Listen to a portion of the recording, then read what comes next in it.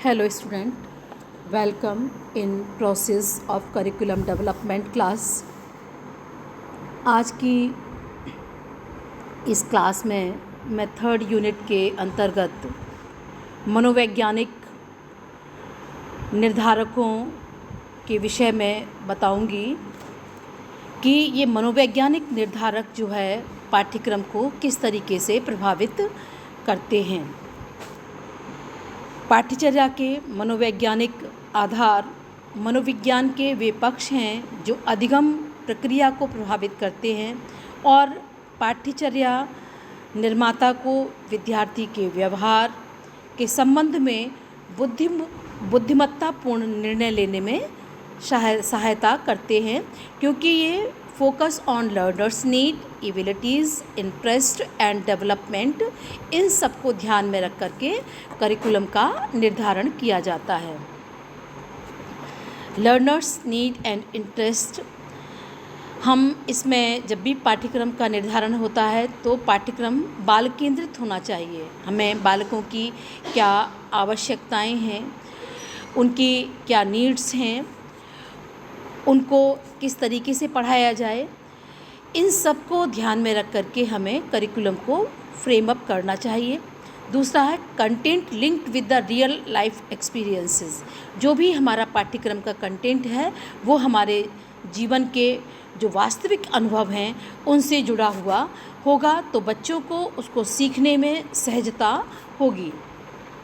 Stages of the development, जो भी विकास के चरण हैं, जैसे कि बाल्यावस्था है, शैशवावस्था है, किशोरावस्था है, इन सभी अवस्थाओं को ध्यान में रख करके हम कंटेंट या करिकुलम डेवलप करते हैं कि बच्चे की इन्फेंसी पीरियड में कौन से शारीरिक, मानसिक और भावनात्मक विकास हैं, उनको ध्यान में रख करके हम कंटेंट को डेवलप करते हैं। इसके बाद जो भी आयु के अनुरूप गतिविधियां होती हैं, जैसे कि बाल्यकाल में बच्चा learning by doing, learning by playing, learning by experiences के माध्यम से सीखना पसंद करता है, उसको अच्छा लगता है, और जब हम इसके माध्यम से सिखाते हैं तो बच्चे बहुत जल्दी सीख लेते हैं। उसी तरीके से जैसे इन्फेंसी पीरियड है, वहाँ पर हम उनकी बच्चों की ज्ञानात्मक, क्रियात्मक क्षमताओं का विकास करते हैं। तो हमारा जो भी अधिगम है, ये जो भी पाठ्यक्रम है वो ज्ञानेंद्रियों के विकास पर मतलब बल देता है कि हमारी जितनी भी ज्ञानेंद्रियां हैं वो डेवलप हों, और जो हमारे कौशलात्मक विकास उस टाइम की सबसे महत्वपूर्ण आवश्यकता होती है। तो इन्फेंसी पीरियड में जो ज्ञानात्मक और कौशलात्मक विकास पर विशेष रूप से बल दिया जाता है। तो स्टेजेस ऑफ द डेवलपमेंट को ध्यान में रख करके हम करिकुलम का निर्माण करते हैं।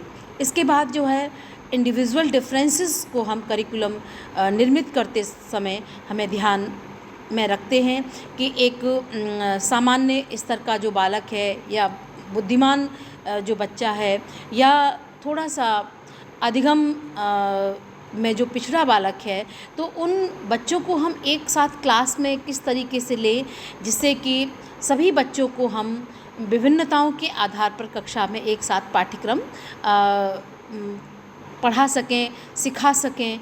तो व्यक्तिगत विभिन्नताओं को ध्यान में रख कर के भी हमें कक्षा में शिक्षण करना होता है, और उन चीज़ों को हमें अपने पाठ्यक्रम में भी निर्धारित करना होता है। इसके लिए हम पाठ्यक्रम को क्या बनाएंगे, फ्लेक्सिबल बनाएंगे, और इसमें बहुत सारे मेथड्स को भी हमें जिनकी आवश्यकता होगी उनको हम इसमें इंक्लूड करने की कोशिश करेंगे, जिससे कि हम सभी बच्चों को उनकी आयु, उनके पेस के अनुसार हम और उनके स्टाइल के अनुसार हम उनको सिखा सकें, समझा सकें। मोटिवेशन एंड लर्निंग का भी जो है जो साइकोलॉजिकल बेसिस हैं, मनोवैज्ञानिक आधार में, उनमें बहुत इम्पोर्टेंट रोल है, क्योंकि जो मोटिवेशन है वो हमारे पार्टिसिपेशन को इन्हांस करता है। जब भी हम बच्चे को मोटिवेट करते हैं तो बच्चे ज़्यादा से ज़्यादा सहभागिता करने की कोशिश करते हैं, और जब सहभागिता जब बच्चों की बढ़ती है तो उससे बच्चे का अचीवमेंट स्वतः ही बढ़ जाता है। और जितने भी हम प्रोत्साहन और जितने भी हम इंसेंटिव के माध्यम से बच्चों को सिखाने पढ़ाने की कोशिश करते हैं तो बच्चे पर उसका प्रभाव जो है दूरगामी होता है और उसको वो अच्छे तरीके से समझने की भी कोशिश करता है। तो हमें प्रोत्साहन और रोचक कार्यों को, क्रिएटिव वर्क्स को भी हमें अपने कंटेंट में ध्यान में रखना चाहिए, जो हमारे मनोवैज्ञानिक आधार की सबसे इम्पोर्टेंट फैक्टर है। अब हम बात करते हैं लर्निंग थ्योरीज़ की। तो जो लर्निंग थ्योरीज़ हैं जैसे कि व्यवहारवाद है, कॉग्निटिविज़्म है, कंस्ट्रक्टिविज़्म है, ये भी हमारे करिकुलम को जब हम निर्मित करते हैं तो वो सारी चीज़ें हमारे करिकुलम को प्रभावित करता है, क्योंकि व्यवहारवाद व्यावहारिक क्रियाओं पर विशेष रूप से बल देता है कि हम जो भी काम करें, जो भी हमारी लर्निंग हो वो व्यावहारिक रूप से होनी चाहिए। हमारे जो क्रियात्मक लर्निंग पर विशेष रूप से बल देता है। दूसरा जो संज्ञानवाद जो सिद्धांत है वो हमारे संज्ञानों को डेवलप करने पर विशेष रूप से बल देता है कि बच्चे के शैशव काल में, बाल्यकाल में, किशोर काल में किस तरीके से हमें उनके संज्ञानों को डेवलप करना है, कैसे हमको लर्निंग मटेरियल उनको प्रोवाइड करना है, कैसा हमको कंटेंट देना है, कैसे हम उनको टीचिंग मेथड्स यूज़ करें। तो ये कॉग्निटिविज़्म थ्योरीज़ को भी हम अपने जब भी हम करिकुलम बनाते हैं उसमें ध्यान रखते हैं। और अगला जो है कंस्ट्रक्टिविज़्म, ये न्यू कॉन्सेप्ट है कि हम जो भी पाठ्यक्रम निर्मित करें उसमें हम रचना किस तरीके से चीज़ों को हम बनाएं, किस तरीके से चीज़ों को हम बच्चों को रचनात्मक आधार पर प्रदान करें। तो ये सारे जो थ्योरीज़ हैं उसको हम करिकुलम निर्मित करते समय हम ध्यान में रखते हैं। इसके बाद शिक्षण रणनीतियाँ व गतिविधियाँ तय करने में भी ये हमारा सहायता करते हैं। जो उपरोक्त सिद्धांत हैं कि हमारी शिक्षण नीतियाँ क्या होंगी, टीचिंग स्ट्रैटेजीज़ क्या होंगी, लर्निंग एक्टिविटीज़ क्या होंगी, उनके निर्धारण में भी ये सिद्धांत हमारा मार्गदर्शन करते हैं। और इन सभी को हम जो साइकोलॉजिकल बेसिस हैं उनको हम ध्यान में रख करके किसी करिकुलम का निर्माण करते हैं। अब एक शिक्षक का रोल क्या होता है, तो शिक्षक का रोल जो है मनोवैज्ञानिक आधार के रूप में शिक्षक यहाँ पर जो है एक फैसिलिटेटर की तरीके से काम करता है, क्योंकि वहाँ पर वो अपनी टीचिंग को थोपता नहीं है, क्योंकि शिक्षा कैसी है, बाल केंद्रित शिक्षा है, चाइल्ड सेंटर्ड एजुकेशन है, स्टूडेंट सेंटर्ड एजुकेशन है। तो यहाँ पर टीचर एक फैसिलिटेटर की तरीके से काम करता है कि वो शिक्षण अधिगम प्रक्रिया को सुगम बनाने का कार्य करता है।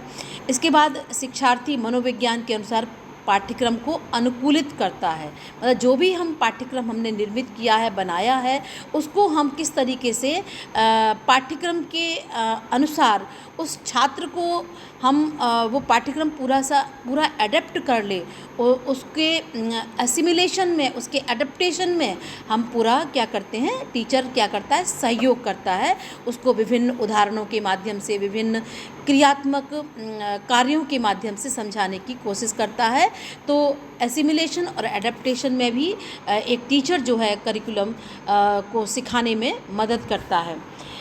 अंत में हम कह सकते हैं कि जो मनोवैज्ञानिक निर्धारक हैं वो प्रभावी हैं, उससे हमारा जो लर्निंग है इफ़ेक्टिव होता है और मीनिंगफुल लर्निंग भी होता है। इसके बाद curriculum become learner friendly and holistic. इससे क्या होता है, पाठ्यक्रम जो है लर्नर सेंटर्ड होता है, बच्चे इसको अच्छे तरीके से सीखने की कोशिश करते हैं और इसमें बालक की समग्रता का विकास होता है। इसमें holistic development of the student जब होगा तो ये जो हमारे मनोवैज्ञानिक आधार हैं उन सब में इसको रखने की कोशिश की जाती है, जिससे कि विद्यार्थी का अनुकूलित और समग्र विकास हो सके। Thank you class.